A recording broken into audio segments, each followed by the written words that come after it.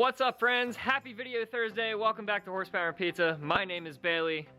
I have Andrew with me. He goes by Booker. I've been friends with him for 15 years and I've never called him Andrew. We are back, the chronicles of the missile car. This week's video, we are going to give you a brief overview of everything that is wrong with this car. None of you actually guessed how much I paid for this when I told you to message me on Instagram last week. So I'm gonna let that open for another week and then we'll discuss price and everything on the next one. Let's get into it. For starters, we have a broken off lug bolt in this hub.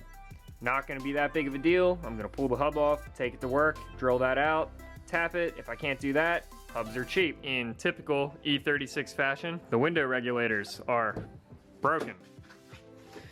So the glass came out of the track and yeah, I duct taped it shut on both sides because I didn't want it to rain inside my car.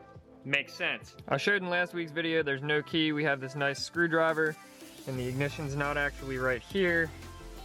It's pulled out and it's right here. We're gonna put one of these nice eBay switch panels wired in at some point. The switch panel is going to save us a lot of headaches because I don't really want to screw around with a screwdriver. Not to mention that probably won't pass tech at most tracks. All right, Booker, you want to show them what's wrong with it too? Sure. We got our nice hood holders here. Both of those are screwed. This one's even busted off, which is pretty sweet. Yeah, we can fix that. Yeah, she'll perform. We'll weld it fast. We got our coolant filled up here. With nothing. Yeah, that's empty. We got nothing in there. And go to check the oil. We got some nice. She's got a little bit of forbidden peanut butter oil. Yep. That is a symptom of the blown head gasket, which we knew when we bought the car. Nothing too crazy, really. It really isn't, and having access to a full machine shop, a little bit of know-how, and like we said in last week's video, it's definitely going to be a good learning project. I've torn into engines in depth, but not a multi-cylinder engine. Something that I can't really physically show you. The car was abandoned in New Jersey. It has a Pennsylvania salvage title from being abandoned, so I can't register it, which it's getting trailered everywhere that I go. So I'm really not worried about that. We've got pretty minimal rust. It's got, the fenders are rolled in the rear, so there's some chipped paint there and a little bit of surface rust. This, I'm not really sure what that is, but that's fine too. Side skirts fit a little better on this side. They're held on with self-tappers in a couple spots, and then it's drift stitched there with zip ties. The driver's side's a lot looser fitting.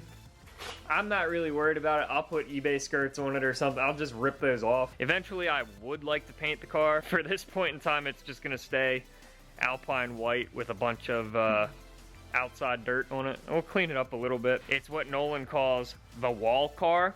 So, just gonna let it like it is for now. It's missing the iconic BMW kidney grille inserts. Gonna fix that at some point. I was looking the other day, they're like $30 on eBay. It's gonna need a front bash bar or rad support, or it's gonna need some stuff up front. Structural stuff. It's gonna get a bash bar welded on at some point, or a bolt on, probably a bolt on bash bar just for added safety. It's gonna get cheap coilovers thrown on it at some point. The driver's side is fine. It's got all three top hat studs up through the strut tower. They've all got nuts on them. You come over to the passenger side, it's got two of the studs up through. It's only got one nut on. This one's completely broken off. She came with a handful of pocket change here in the trunk, so I think we are going to pull that out of here now and start counting. $3.13. I'll take it. When I did get it started the other night, it sounded like it was cammed. It was running super rough, and like it would rev to 2 grand and then it would stop, and then it would rev to 2 grand and then it would stop while it was still running. So, and it was running super rich, spitting a bunch of fuel out of the exhaust. So we are going to try to diagnose that and see if we can't come to a solution on that. Booker's got a scan tool. Plot twist, the scan tool is useless because it's an OBD1 car. Naturally, taking one shit box to jump another shit box.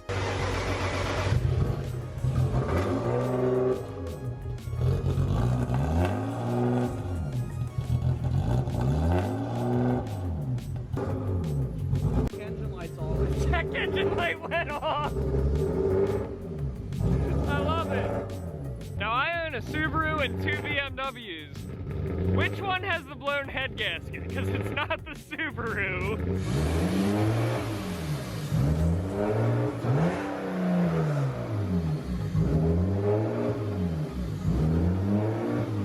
Alright, well you guys saw it runs kind of rough right now, which it didn't do if you watched the first video of it. But the other night, I mean, it spit some fuel, but there was like a puddle behind it the other night. It could be a couple different things. I'm not sure what changed between the other night and today. I mean, it revs fine, throttle response is fine, I don't know. When we purchased it, fired right up. When he said what was wrong with it, why it didn't run, he found that the ECU wasn't plugged the whole way in. Nothing's really changed other than the ECU was still hanging out when we picked it up. Since then, we tried putting it back in its little compartment, putting the cap over top of it. That's when it started to run weird. That's when it started to run weird. So before we even started it today, I just popped it off just to see if that would make any difference. It ran a little healthier today than it did the other day. And just trying to figure out what's going on with it.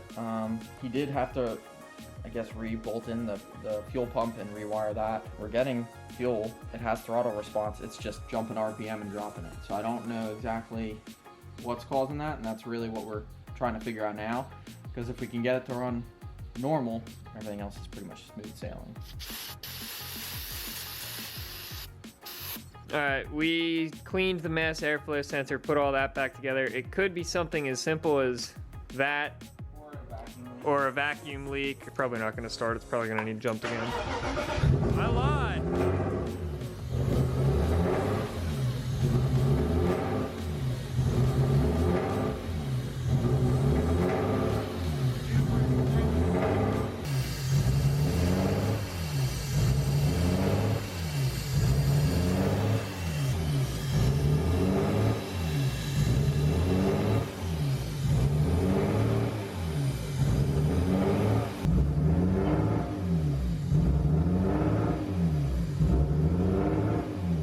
Okay, so these vacuum lines, this one and this one that run into the intake. We pulled the intake off, and Booker said he was gonna start the car. We couldn't show this on camera because there's only 2 of us today.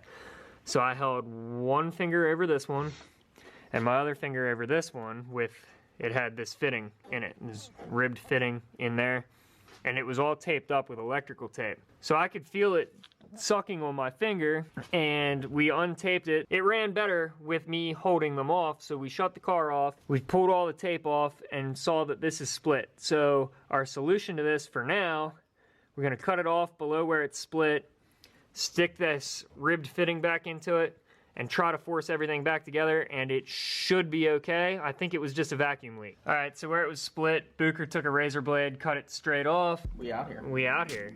I put the barbed fitting back in it, screwed everything back up with the clamps, and we're gonna try and start it now.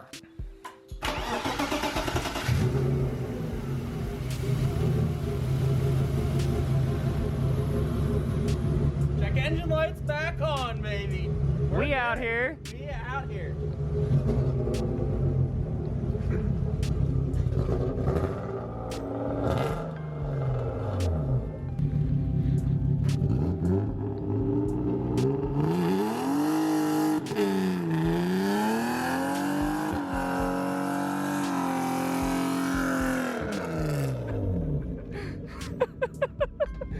Add to the list of things that are wrong with it, the diff definitely needs welded, because we thought it had a welded diff, but as you saw in the last clip, one tire fire. That's another project.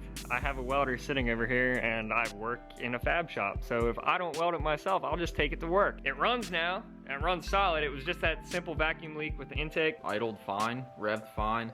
Throttle pedal's a little screwed up, but we can fix that. If you stayed this long in the video, please give it a huge thumbs up. Please consider subscribing. We make videos every week. We would like to get out and make driving content, but everything's canceled right now because of COVID-19, so that will resume at some point, I hope, because Brendan's car is together now. So it's gonna be good to get out and drive with the homies. I wanna thank you guys so much for watching. At Horsepower Pizza on Instagram, at Cold Pizza Podcast, www.horsepowerandpizza.com. Keep your head down. Keep your mouth shut and build it for you.